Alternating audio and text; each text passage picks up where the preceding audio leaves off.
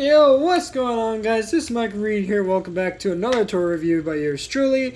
And of course, now we are on part 5, or at least I think this is part 5, of the Bakugan Reboot Collection complete review, if you will, of all the current, stuff I have for the Bakugan Reboot toy line. Not really slash anything, just, my whole collection. So today we're going to be looking at Bakugan Evolution stuff, which of course is very, very small. And we're going to be taking a look at, of course, extra stuff. And by extras, I mean Decas, basically, because that's the only other thing I have left to review that I haven't touched yet in this mini-series. So let's get started right away with the first two Bakugan for Evolutions. Again, no special backdrop or anything, because once again, I don't have a backdrop that would be really appropriate for this for this collection. Sorry. So yeah, it's just in the background. But we're gonna get started anyway. Starting with, of course, the first Bakugan I have, which are, of course, the Genesis Bakugan, starting off with Genesis Dragonoid. Which, can I say, this figure's awesome. If you've watched my recent review on the Genesis collection, then you'll know how much I love these two figures. I think these guys are awesome, especially with the fact that, again, the light-up gimmick. It's, to some it may be stupid, but to me, it's awesome. Because how did they cram such bright lights into such a tiny little thing? And of course, some people might be wondering, well, what about the battery life on these things? With you opening and closing them all the time. What's the battery expectancy on these? Well, it shouldn't be too terribly bad, right? Essentially for me, since I rarely ever, pop these guys open, a crazy amount of times, so the battery life on these should actually be pretty good. So, that is pretty awesome. And of course, besides the light-up gimmick, we actually do have a couple Armored Alliance Pagon armor ports here, and I think that's it. Unless the wings have some. No, those are just holes. So yeah, that's all you get for them. But there you have them. And actually, now I think about it, it's not just this collection and the Decas we have to look at. I think we have, let's see. Oh yeah, the Nanogon as well. My bad.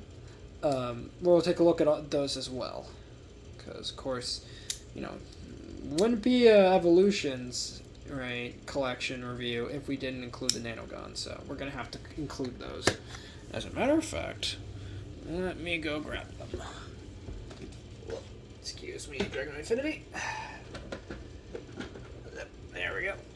Alright, just grab these up. Put those off to the side. Okay. And then we'll get the next one for the Evolutions collection, which is, of course, Genesis Wrath. And again, aside from the light-up gimmick, he is absolutely fantastic. The only problem with him is that despite the fact he has lots of manual parts, which again is kind of expected for a design like this, and with the size limitations of being a core figure, he's still really, really cool. And again, the light-up gimmick just looks fantastic. Again, no idea how they got such bright light to come out of a relatively tiny figure, but it's impressive all the same. And, of course, he does have some Armored Alliance Pagon armor ports, specifically on the hands, and one on the back, this little flappy bit that oddly turns on the lights for him. But that's really about it. So that is Genesis Wrath. All in all, fantastic addition to the Genesis collection, because of course that's the only place you can get him, which is a bit annoying. Because, exclusivity sometimes can be a little bit annoying. But then again, I think these are very good exclusives. Very good. Are they $40 good? Well, for me, yes. Now moving on to the regular Bakugan, and unfortunately, as I said, my Evolutions collection I'm still working on, so, as of this video going out, so, anyway, next up we have Papyrus Blitz Fox, which looks very, very much like Fenica, clearly, but still, I like her. I like her a lot. If you saw my recent review of Blitz Fox here, really, really cool figure, in my opinion. Of course, she does have a couple Pagon armor ports for the Armor Alliance Pagon weapons. 2 on the sides of the little tails here, and then 1 right on the back. So, not a lot of, good Pagon armor ports outside of the ones on the tails, which oddly look like wings, but still. Maybe they could have somehow squeezed one, maybe squeezed them on the side or something, no idea. But I guess it is the only logical place, outside of course, maybe placing it somewhere back here, but then again, that would look kind of weird, so I could see why they didn't do it. But still, big fan of Blitz Fox. I think it's probably one of the better designs in Evolutions. Of course, cannot wait to get her Platinum Series version at some point. We'll wait and, we'll have to wait and see if I can get it. But anyways, moving on. Next up we have Aquos Genesis Warrior Whale.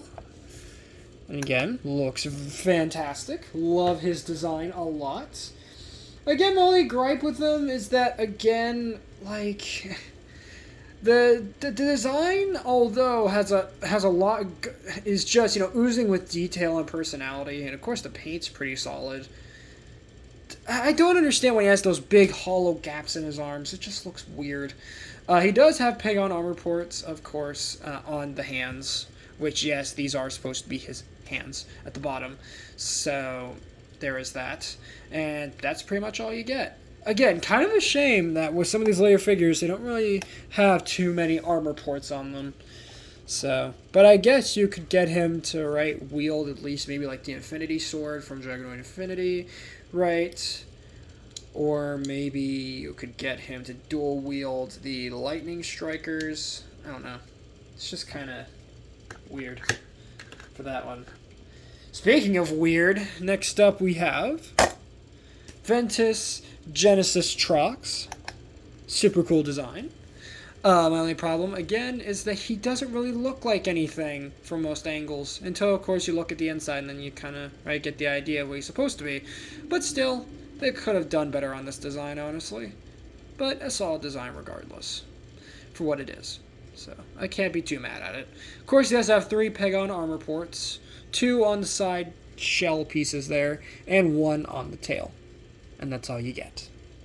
Nowhere else. He can't even wield anything in his hands. He just has them stuck to his body. Oh boy. Not the best design choice again, but, what are you gonna do? Right, for a figure that comes in a $40 set, Next up we have Aurelus Genesis Feral. Make sure to fold his arms out. And yeah, I really do like this version of Feral a lot, evidently. Again, my only problem with him is that you can't, in some areas, again, you can't see much detail. That, and on my figure, one of his arms, the spring on it is not all that good. But other than that, it's still a solid figure. And of course, he does have several Pagon armor ports in this case. 1 on the back, and I believe 1 on each side of his body. And I think that's all you get. Let's see. Yeah, that's pretty much all you get. So 3 Pagon armor ports, which is, again, a bit of a shame. Especially since one of them, I think, is a bit lopsided, but on my figure. Or it could just be the camera angle. But still, solid figure, in my opinion. And I find it kind of weird that the arms are manual parts. I don't know about that. Design choice. Why did they make it a manual part? They could have easily just made them spring loaded and I wouldn't have quite had a problem with it, but I guess they wanted to make them manual. No idea. Last up we have Darkus Genesis Nilius. And again, this design just looks super, super cool. Of course, from the front. From the back, it looks a bit, derpy. But from the front and from some side angles, he looks pretty darn solid.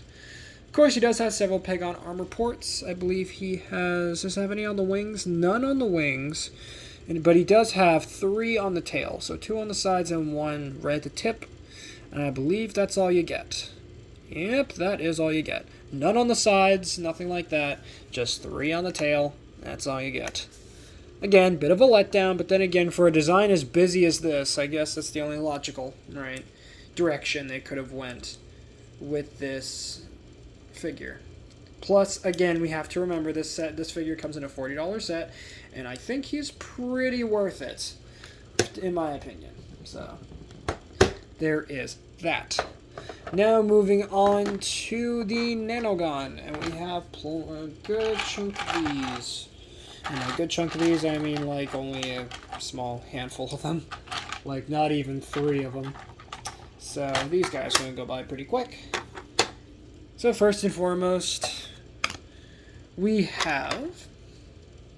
Just going to go through here. Let's see. What order are these going to go in? Let's see. Okay, yeah, like that. Alright, so first up here we have Aquos Nanogon Fury. It's going to pop her open. Him open, sorry. Now, of course, his native faction in the show is Papyrus, but here I have him in Aquos as part of the Battle Ant pack we looked at not too long ago. Or, that I reviewed not too long ago. And again, pretty solid figure. Again, my only complaint is, again, hard to see any detail. But still, no Pagon armor ports, nothing. Yeah. But he is still a nice looking figure all the same. And nice little addition to the collection.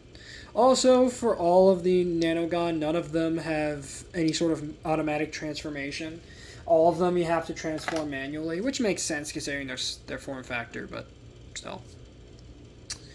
Next up here we have Aurelus. Oh, okay, if I can actually get him open. There we go. Aurelus Nanogon Lancer. Again, this is the one that appears in the Genesis collection. Yes, he does appear on his own, but unfortunately I don't have the original version of Lancer yet. But still, I do like this version, as although it isn't, to my knowledge, a diamond at all, it's still a really nice recolor. Of course, again, no manual, no automatic parts, he's all manual. Hard to see any detail because of the clear plastic. And, of course, no Pagon armor ports. Kind of a bummer. Now, the Nanogon do have these ports on them, again, so that way they can kind of connect with other Bakugan, right, that have Pagon armor ports. So that way you can kind of armor them up with them. But in most instances, it doesn't really work. That or it looks like the Nanogon's awkwardly riding the character. So, it's just, yeah. It's not really the best thought-out gimmick. And of course, last but certainly not least, we have Darkus Nanogon Widow. And here she is. I believe it's a she. Again, could be wrong about that, but I believe it is a she. So here we have Nano Lancer. Widow. And again, this is the Genesis Collection version, so no real detail that you can make out, because again, lack of paint. And yeah, she does have a Pagon port right there, which again doesn't really work. So, but hey, again, nice that they included it anyway. And of course, getting them her up, can be a bit annoying. Whoop, okay. Come on, there we go. Alright. So there is that. And of course, just to kind of throw these in here as well, we do have the 2 stands, right, that are included with the Genesis collection. You can, of course, attach them together any which way you want. Just make sure that, again, they have the right, just line up the tabs and the ports, and of course you can connect them together. Again, hoping that in Bakugan Legends, the next season to come out after Evolutions is done, hopefully we're going to get more stands like this, because I think these are seriously really, really cool. I'll love to see more of them. So you can connect them together and make like this ultimate display stand type thing. It's a cool idea. And again, a nice addition to an already fantastic $40 set with the Genesis collection. So, who am I to complain? Now moving on to Decas. We're going to start off with... You know what? We're going to start off with Deca Armored Alliance Core Dragonoid. So, yes, in the reboot, Deca Bakugan do make a comeback. And they are significantly larger than normal Bakugan. For a quick comparison, let me get my Armored Alliance Core Dragonoid. So that way you can see just how small he is next to the Deca. So you can see. He is a pretty small boy. Matter of fact, we can maybe get him on top. Yeah, look at that stack of Dragonoids. Nope. Well, he decided to just come crashing down, but he's alright. He'll live. He's a tough guy. Place him back in there. And now to get out his special Jumbo Baku Core, they call it. And of course, these Baku Cores are significantly bigger than normal Baku Cores. Which, let's see, can we get one for comparison? No. But I guess for comparison, here's the stand, right? Because the insert here is the size of a normal Baku Core, so you can kind of see just how big it is. It's a pretty big core. And also, here's a Nanogon next to it, just for fun. So you can see how big it is. Of course, it has his illustration there. And of course, you have his name and of course, his faction there. And of course, the back just says Bakugan Armored Alliance. Very cool. Now to open the figure up, just open up one of his manual parts and give him a little plop. Yeah, and it is loud. Because of all the springs and the plastic. But still, really cool Deca. Really happy with these. Now, Decas did show up in Battle Planet first, but again, I wasn't able to find them in stores. So that's why I don't have any to show here. So, and this is my first ever Deca I got for the reboot, and I'm pretty happy with him. I mean, he's literally the exact same as the normal core figure. Just, again, he has some slight differences between the normal core and this Deca here. But still, it's a pretty solid figure. And yes, he does have Armored Alliance Peg on armor ports, just like the original figure. 2 on the arms and 1 on the back. And yes, there are Deca Baku gear that can fit in there, but unfortunately, I don't have any of those to show here. But trust me, they do exist. So you could, in theory, if you had the Deca Baku gear, armor him up as well. But there you go. There is Deca Dragonoid. Next up, we have Orlis Cubbo here, King Cubbo. I'm going to get to figure himself out first. There he is. So you can see him. Just like the original figure, he actually came in a set from Target exclusive set. He is really nice. And yes, the crown is removable.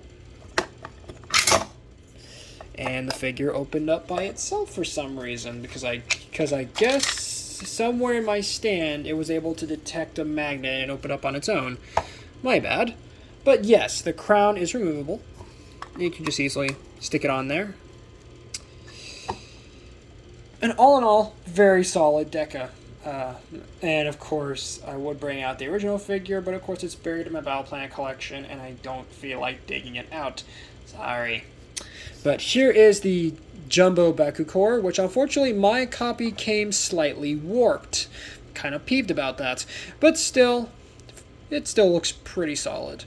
Of course, you do have, of course, King Cubbo's illustration there. And of course, there's his name, and of course, his faction, which is Orlis. And then you get the Jogon Rising logo on the back. So that is pretty nice. Of course, plop that down, give him a good plop. And of course, fold his arms out. Rip headphone users. And here we have King Cubbo all opened up. And again, just the exact same as the regular core figure that came in the set with him, just now much, much bigger. So, do like that a lot. So there is King Cubbo.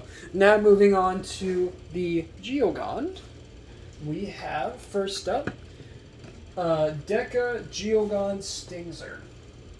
So yes, I wasn't able to find the normal core figure, but I was able to find the Deca version at Target of all places, and it was the last one on the shelf. What a surprise. So here he is. And again, looks really, really good. Of course, colors are, well, pretty obvious for Aquos. And again, I wish I had the original version to compare it with, but unfortunately I don't. This is my only version of the original Stingser that I have for now, of course. And as you can see, he does have several peg-on armor ports, which of course is, right, 2 on what are going to be the wings, evidently, and of course 1 on where the tail is going to be. So, that is pretty awesome. Of course, you do get his special Jumbo Bakugan, which of course has his illustration. And of course, hey, that's his name.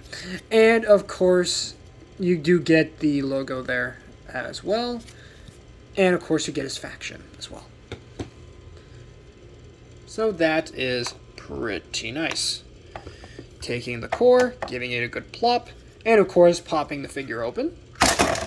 Jesus. Here we have Deca Stingser.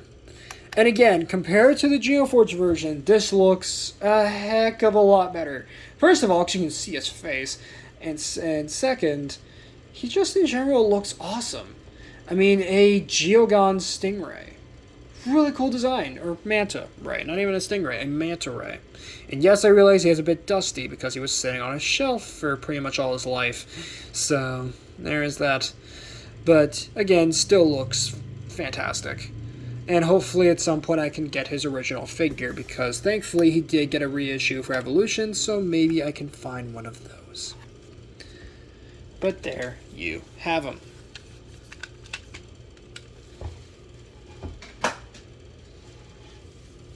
Next up we have Deca Geogon Talon. Now, of course, this is his original form, not his Geoforge version, obviously. But still, really cool figure. And I found him at the same time I found Stingser.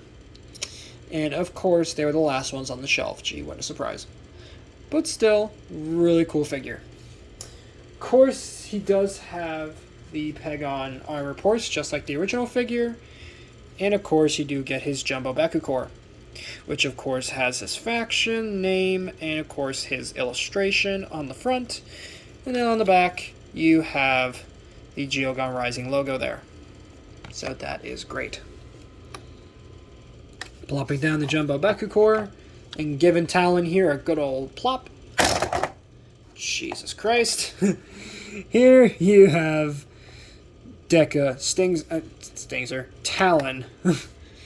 And again, really nice figure. I really like him. Obviously, the details are just much, much more recognizable and visible than the regular core figure. And of course, that face, that molding for the face, fantastic. The eyes are painted and everything, and it just looks so darn good. Super happy with this Deca. But of course, this isn't the only Deca I have, evidently, as there is one more Geogon-based Deca I have. And it's not my favorite, but it definitely is one that I enjoy. Evidently, because why else would I have bought it? Anyway, here we have Darkus Deca Sluggler, or as many like to refer to by his, beta name before he got his final name, Shoggoth. And really cool design. Obviously looks a lot like Balaton from Legacy series, where it's just a big spiky ball, basically. And the green spots are supposed to be eyes, which is kind of creepy. And of course, right there is his, well, when he spins around, that right there is his head. And of course, his eyes and his a slight little bit of his mouth. So again, kind of a shame they didn't bother to really hide what he looks like, at least his face, because again, it's like right there, but still looks really good. And of course, you can see a couple of his Pagon armor ports / weapon ports as well. Of course, you do get his Jumbo Bakugan, which of course has his illustration, his name, and his faction. And of course the back has, of course, hey, this is the season this character debuted in. And there you go. Give him a little plop. And there is Shoggoth / Sluggler all opened up. And he looks really good. Despite the fact that he doesn't have the tentacles like his illustration shows, nor does he really have the crystal shell type thing. Well, he kind of has it. It just, again, looks really good. Of course, he does have the Pagon armor ports, 2 on the side pieces and 1 on his sort of shell type piece on his back. And again, just a solid looking Geogon, and a very, very weird one at that. And unfortunately, at this time, this is the only version of Shoggoth I have, / Sluggler. So, there you go. And that, guys, is going to conclude my complete overview of my Bakugan Reboot collection. Hopefully you all enjoyed that, as I know there was quite a bit to go through. And I'm thinking soon, probably around holiday time, I might do another, or maybe even early next year, I might do another sort of full review of my collection. Because I'm probably going to get more stuff by the time the holidays start rolling around. That, and I'm thinking I'm probably going to do a complete Beyblade burst, right? Or / Beyblade reboot review as well of all that stuff, because Hasbro did just now confirm that yes, they are doing Beyblade Burst Ultimate, but they're calling it Beyblade Burst QS, which no idea what that means. And we have no idea what the products look like. But we know this season is going to be called QS, whatever that's going to mean. So hopefully there's going to be more Pro Series. And holding on to a small thread of hope that maybe, just maybe, Hasbro might give us the Beyblade toy line we truly deserve, instead of what we've been getting for the last, 4 or 5 years, it feels like. So let's hope. Let's hope that they give us something truly notable and truly special. But of course, knowing Hasbro, they're probably just going to completely nerf the toys and, just ruin everything. But, it is what it is. So, thank you guys so much for watching this one. If you did enjoy it, please make sure to drop a like on this video, subscribe if you're new, and ring that notification bell so that way you guys get notified for all my uploads. Later, Read Squad, and have a good one.